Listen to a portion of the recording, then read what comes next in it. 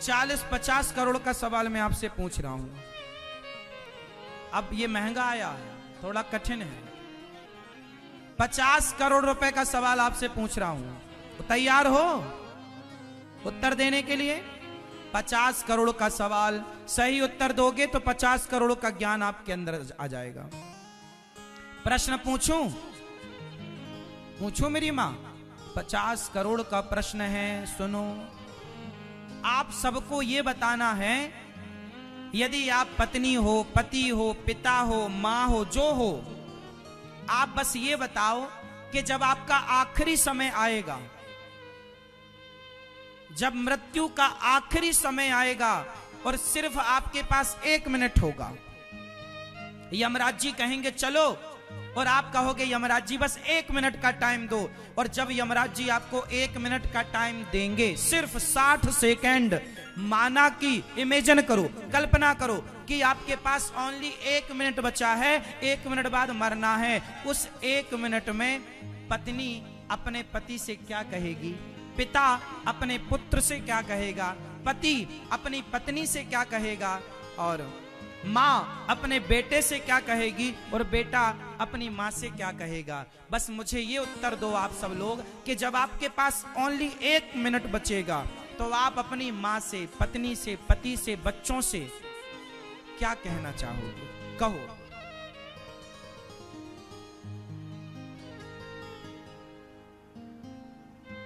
क्या कहोगे आप आखिरी 1 मिनट में? क्योंकि आखिरी वक्त तो हम सबका आना ही आना है, कि नहीं आएगा? आएगा।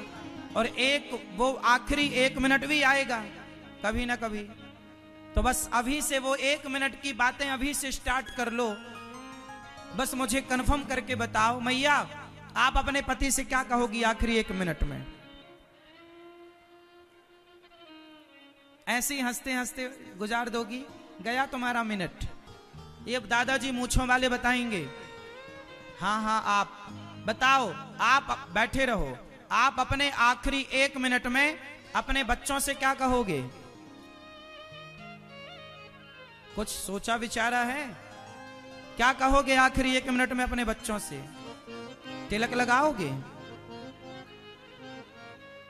बच्चों से बेटे से क्या कहोगे? हाँ, ये हमारे बंदी भाई बताएंगे। आप आखिरी मिनट में अपने बच्चों से क्या कहोगे, अपनी पत्नी से क्या कहोगे आखिरी 1 मिनट में? कहो जरा।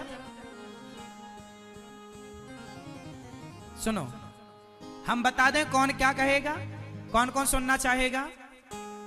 तो ध्यान से सुनिएगा। इस भजन में खड़े ना होइएगा, नाचिएगा मत, केवल सुनिएगा और महसूस कीजिएगा कि आप 1 मिनट के लिए तड़प रहे हैं। हाँ, भक्तो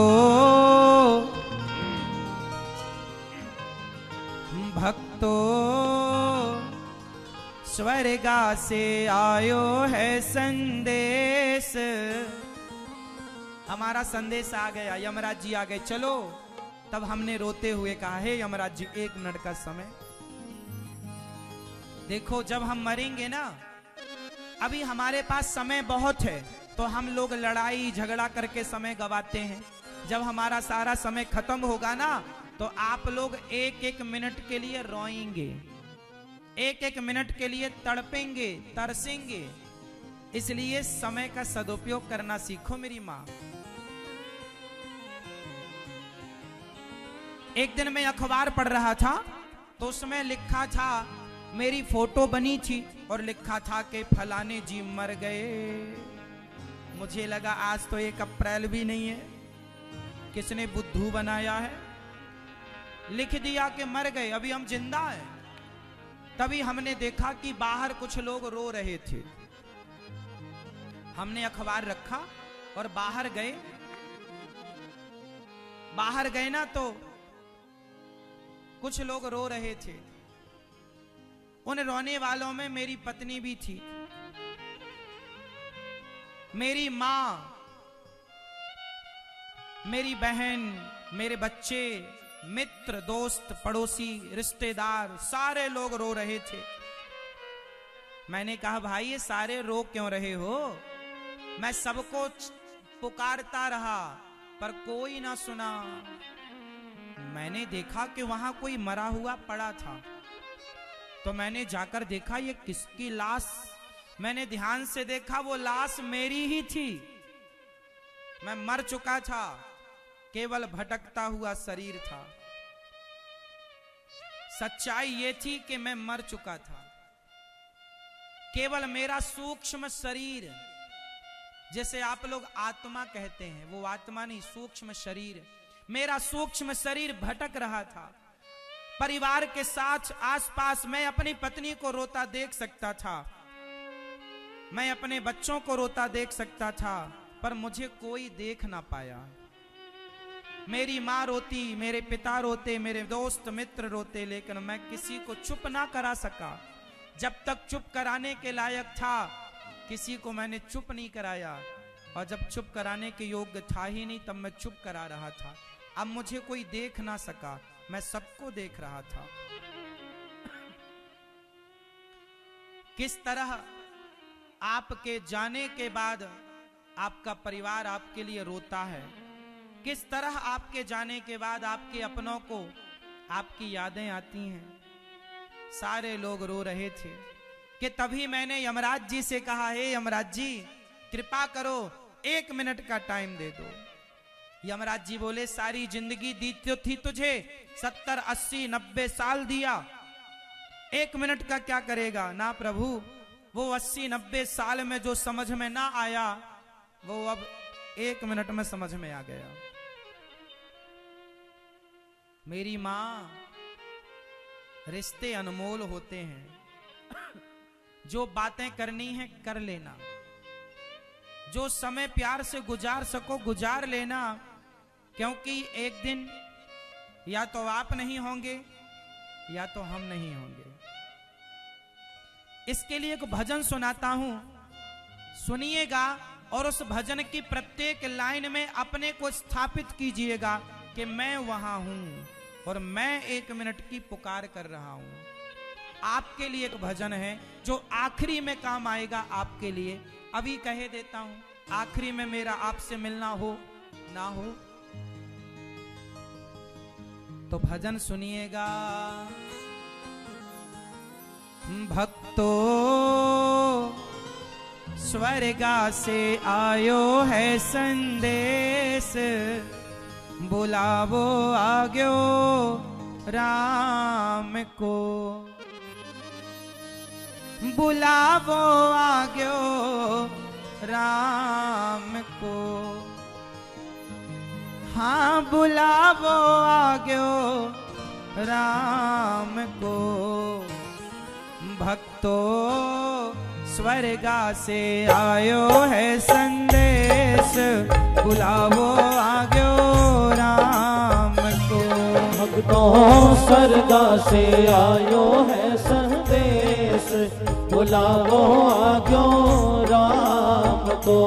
भक्तों, स्वर्गा से आयो है संदेश, बुलावो आग्यो राम को। भक्तों, स्वर्गा से आयो है संदेश, बुलावो आग्यो राम को। जब बुलावा आया तो एक पिता का बुलावा आया। अब आप में से जितने लोग पिता बन चुके हैं, बस ये समझो कि यमराज जी का बुलावा आया और आपने कहा, है यमराज जी बस 1 मिनट दे दो, तो आपने 1 मिनट मांगा। 1 मिनट की मोहलत दे दो, करूं बेटा से बात। 1 मिनट की मोहलत दे दो, करूं बेटा से बात। एक पिता मरने लगे तो यमराज जी से 1 मिनट मांगा। कहा, 1 मिनट की मोहलत दे दो, करूं बेटा से बात। अब एक बाप अपने बेटे से क्या कहेगा, आप लोग जरा याद कर लेना, यही कहना बच्चों से। एक बाप बोला, 1 मिनट की मोहलत दे दो, हे यमराज जी 1 मिनट, करूं बेटा से बात। भाई भाई प्रेम से रहना। एक बाप बोल रहा, बेटा तुम भाई भाई प्यार से रहना, मैं जा रहा हूं, आपस में लड़ाई मत करना। भाई भाई प्रेम से रहना, जाना है सबको उसके पास। बुलावो आज्ञो राम को, भाई भाई प्रेम से रहना, जाना है सबको उसके पास। बुलावो आज्ञो राम को। भाई भाई प्रेम से रहना, जाओ मैं चला। एक पिता चाहता है कि मेरे बच्चे प्रेम से रहें, और आप भाइयों से प्रार्थना करता हूं, आज कोर्ट कचहरी में सबसे ज्यादा केस भाई भाई के हैं। जो भाई तुम दोनों साथ में एक साथ रोटियां खाया करते थे, एक थाली में दोनों जन खाया करते थे, आज तुम बड़े हो गए तो एक दूसरे के खून के प्यासे हो गए। अरे तुम बच्चे थे तो ही अच्छे थे, कम से कम भाई भाई में प्यार तो था। तुम इतने बड़े क्यों हो गए कि तुम एक दूसरे के दुश्मन बन गए? भाई भाई में झगड़ा हो तो घर पर ही सुलझा लिया करो भैया। तुम्हारे घर के झगड़े कोर्ट कचहरी तक ना आए। जमाना हंसता है कि देखो भाई भाई लड़ रहे हैं। हमारे यहाँ तो भाई कैसा हो, राम और भरत की तरह हो, कि भाई राम ने भरत के लिए राज्य छोड़ा तो भैया भरत ने भी राम के लिए राज्य छोड़ दिया। यहां पकड़ने का नहीं था, छोड़ने का था। राम ने भी छोड़ा अयोध्या को भरत के लिए, और भरत जी ने भी छोड़ा अयोध्या को राम के लिए। ये भाई है हमारे यहाँ का। इसलिए प्रार्थना करता हूं, भाई भाई मत लड़ना। बड़े भाई ने गलती की या छोटे भाई ने गलती की, छोटा है तो माफ कर दो, और बड़ा है तो माफी मांग लो। बड़ा है माफी मांग लो, कोई बात नहीं भैया गलती हो गई। अच्छा, गले मिलकर रहोगे तुम्हारे बच्चे अच्छा सीखेंगे, लड़ोगे तुम्हारे बच्चे बहुत गलत सीख जाएंगे। हाँ, और सुनो, जब तुम भाई भाई लड़ते हो ना तो तुम्हारे बाप दादे ऊपर से रोते हैं, हे भगवान मेरी औलाद आपस में लड़ रही है।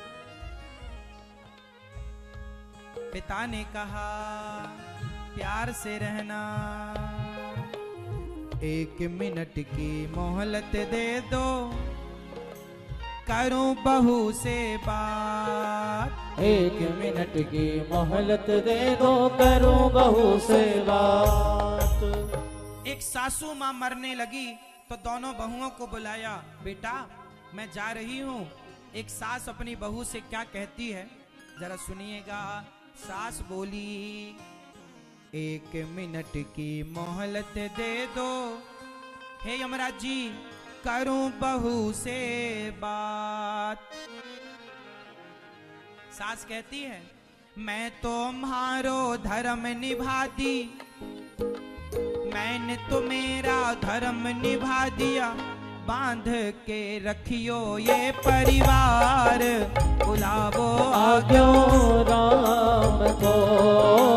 मैं तुम्हारो धर्म निभा दी, बांध के रखियो ये परिवार, बुलावो आज्ञो राम को।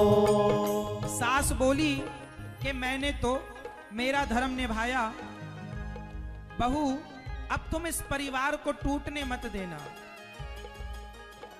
स्त्रियां चाह लें तो किसी परिवार में झगड़ा ना हो। ये बात सही है कि गलत, हम पूछ रहे हैं, बताओ। स्त्रियां चाह लें तो किसी भाई भाई में झगड़ा ना हो, ये बात सही है कि गलत है? कितने लोग सही मानते हैं इस बात को? आप स्त्रियां भी मानती हो ना कि स्त्रियां चाह लें तो कभी घर में झगड़ा ना हो। तो मेरी मां चाहती ही क्यों हो कि झगड़ा हो?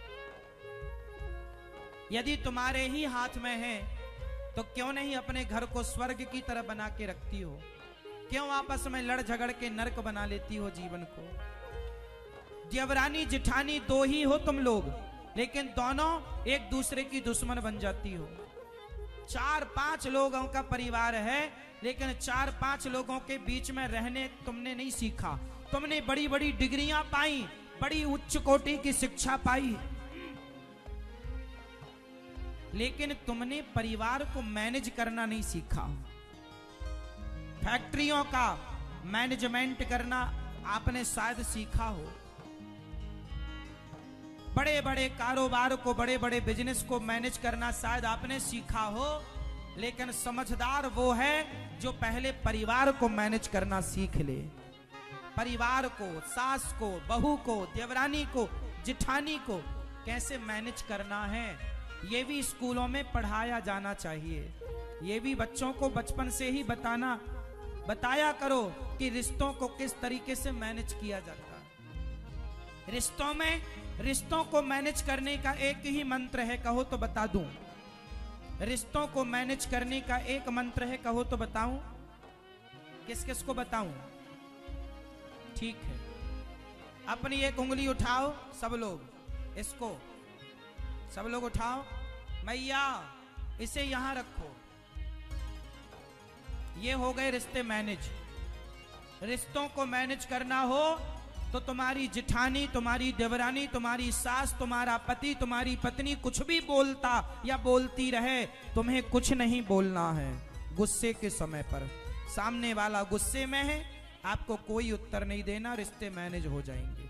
रिश्ते तब बिगड़ते हैं जब आप बोलते हैं। तो कितने लोग ये उंगली का प्रयोग करेंगे आज से? उठाओ उंगली, एक उंगली यहां रखो। जेठानी कुछ बोलेगी तो आप क्या करेंगे? जोर से चुप रहेंगे। रिश्तों को मैनेज ऐसे किया जाता है। क्या जरूरत है बोलने की? जहां जरूरत बोलने की है वहां बोला जाए, पर बोलने के लिए भी पहले शब्दों का चयन किया जाए कि कौन से शब्द बोलना है और कौन से शब्द नहीं बोलना।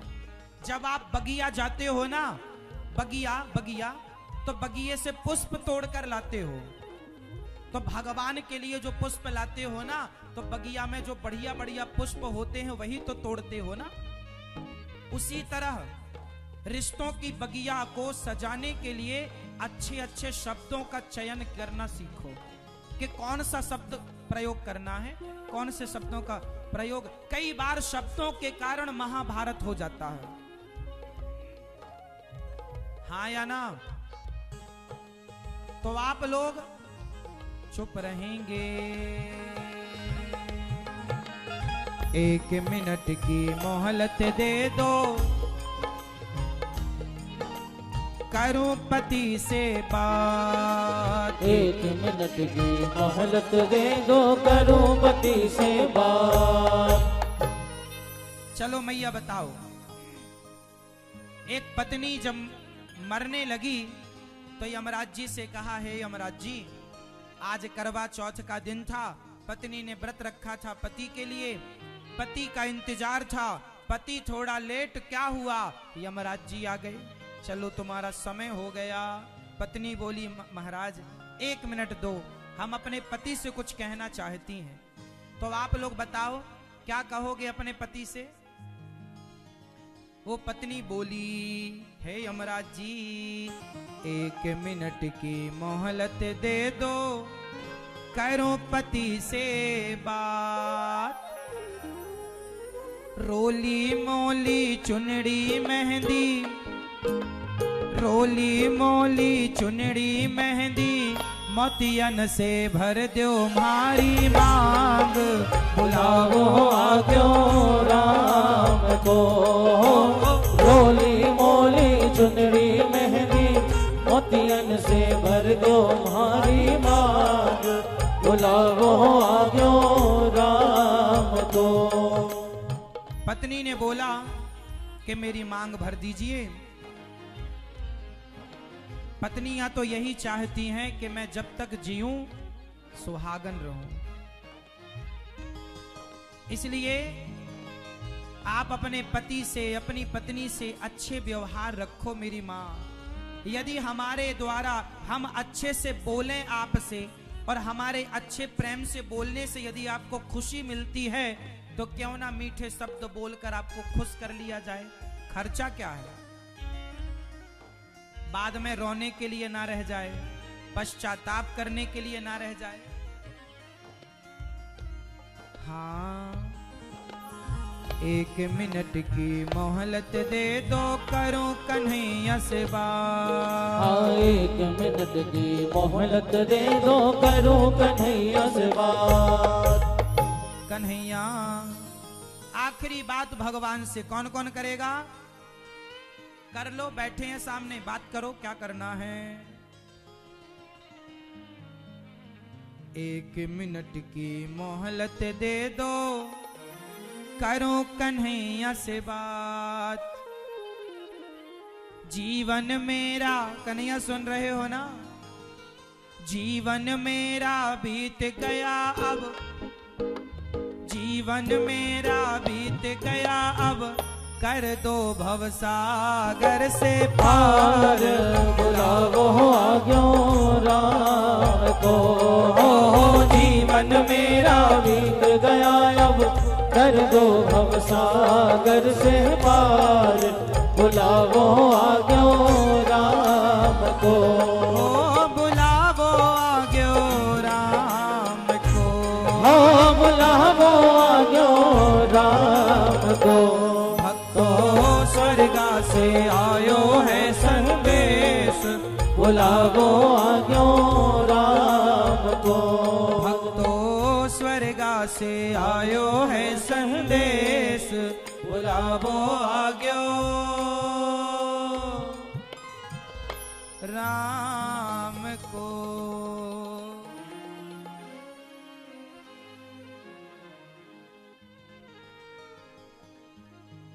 1 मिनट की मोहलत दे दो, करूं पति से बात।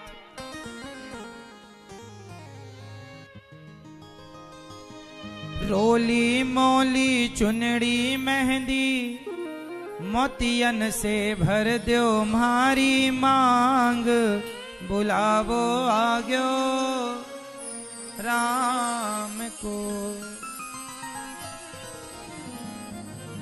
1 मिनट की मोहलत दे दो, करूं बेटी से बात। एक माँ मरने लगी, उसकी बेटी एक थी, एक छोटा बेटा था, पति थे नहीं। यमराज जी आए, माँ ने कहा यमराज जी, अभी मेरी बेटी का विवाह नहीं हुआ, 5 दिन बाद, कुछ दिनों बाद बेटी का विवाह हो जाएगा, तो मुझे बाद में ले चलना, मैं बेटी का विवाह कर दूं, क्योंकि मेरे सिवा कोई नहीं है इसका कुछ करने वाला। यमराज जी ने कहा नहीं, सबसे निर्दयी मृत्यु होती है, वो ये नहीं देखती कि तुम्हारे बच्चे छोटे हैं कि बड़े हैं, तुम्हारे घर में कोई करने वाला है कि नहीं है, सबसे निर्मम निर्दयी मृत्यु होती है। माँ तो, यमराज जी बोले चलना पड़ेगा, तो अच्छा 1 मिनट दे दो। तो उस माँ ने कहा 1 मिनट की मोहलत दे दो, करूं बेटी से बात। माँ बोली बेटा, मन की तमन्ना मन में रह गई, मेरे मन की तमन्ना, मन की तमन्ना थी मैं तेरा विवाह करूंगी, तुझे विदा करूंगी। मन की तमन्ना मन में रह गई, वीरा, वीरा मतलब तेरा भाई, वीरा भरे गोथारो भात, बुलावो आज्ञो राम को। मतलब तेरा भाई अब तेरा विवाह की सारी रस्में आगे पूरी करेगा, मैं चली। एक बहन को एक छोटे भाई के भरोसे सौंपकर एक माँ जा रही है, यमराज जी लेकर जा रहे हैं। इसलिए बस ये भजन आपको इसलिए सुनाया गया कि बस आप ये समझो कि रिश्तों की कितनी कीमत है। अभी हम लोग मजाक में रिश्तों को टालते हैं, लेकिन बाद में पता चलता है कि रिश्तों की बहुत कीमत है, और सुखी वही है जो अपने हर रिश्ते से खुश है। इसलिए पत्नी जैसी हो, पति जैसा हो, बच्चे जैसे हो, माँ जैसी हो, पिता जैसा हो, प्यार करो, प्यार से रहो, लड़ाई झगड़े में भरोसा ना करो। और जिन घड़ियों में हंस सकते हैं उन घड़ियों में हंस लो। पत्नी से बाद में तुमने लड़ाई झगड़े में एक एक महीना गवा दिया। कुछ पति पत्नी में लड़ाई होती है, एक एक महीने का बैर हो जाता, बोलते ही नहीं। सोचो, जो समय तुम प्यार मोहब्बत से गुजार सकते थे वो समय तुमने लड़ाई झगड़े में गुजार दिया। तुमने बैर रखा एक महीने का, एक हफ्ते का, एक दिन का, क्या मिला? इसलिए प्यार से बोलो, बोल लो। आखिरी में जब पत्नी चली जाएगी ना तो पति बोलता है कुछ तो कहो, कुछ तो बोलो।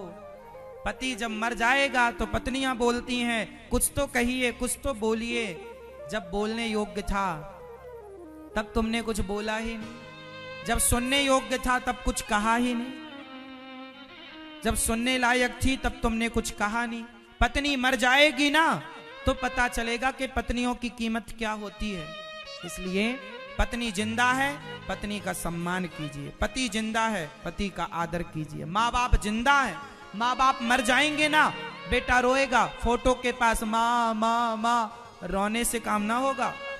माँ जिंदा है, माँ की सेवा करो। रोना कोई बहुत बड़ी बात नहीं है। रोने के लिए तो मरने पर, हमारे मरने पर हमारे दुश्मन भी आके रोएंगे, क्या बड़ी बात है। आप मर जाओगे ना, जो आपको आज गालियां देते हैं वो भी आपके मरने पर रोएंगे। रोना बड़ी बात नहीं है साहब। सवाल ये नहीं है कि आपके मरने पर रोएगा कौन, सवाल ये है कि आप जब तक जिंदा थे क्या आपने उन रिश्तों की कीमत समझी, क्या रिश्तों की कदर की। मैं मर जाऊंगा, बहुत लोग रोएंगे, लेकिन जब जिंदा हूं तो क्या लोग साथ दे रहे हैं? दे रहे हैं तो अच्छा है। इसलिए मरने के बाद जनाजा उठाने, मरने के बाद कंधा उठाने तो दुश्मन भी आएगा साहब। साथ देने वाला कोई चाहिए जीते जी। इसलिए प्यार मोहब्बत से रिश्तों को मजबूत करो। लड़ाई झगड़े में कुछ नहीं रखा। बात समझ में आ रही है? मुस्कुराओ, हंसो, पत्नी के साथ रहो, पति के साथ रहो। माँ को भगवान की तरफ पूजो। मर जाएगी तो रोओगे, माँ मत रोना बाद में। जिंदा है, खूब सुख दो माँ को, खूब प्यार करो माँ से, खूब सेवा करो माँ की, खूब सेवा करो पिता की। मर जाएगा तो रोने की जरूरत नहीं है, सेवा कर लो बस। जीते जी आपने मेरे साथ जीते जी क्या व्यवहार किया ये मुझे अच्छा या बुरा लगेगा। मरने के बाद तो लोग शॉल उड़ाएंगे, चादर उड़ाएंगे और पुष्पों की माला पहनाएंगे। ना मुझे मरने के बाद आपके पुष्पों की जरूरत रहेगी, ना शॉल चादर की जरूरत रहेगी। मुर्दे को ना ठंडी लगती है, ना उसे सम्मान की भूख होती है।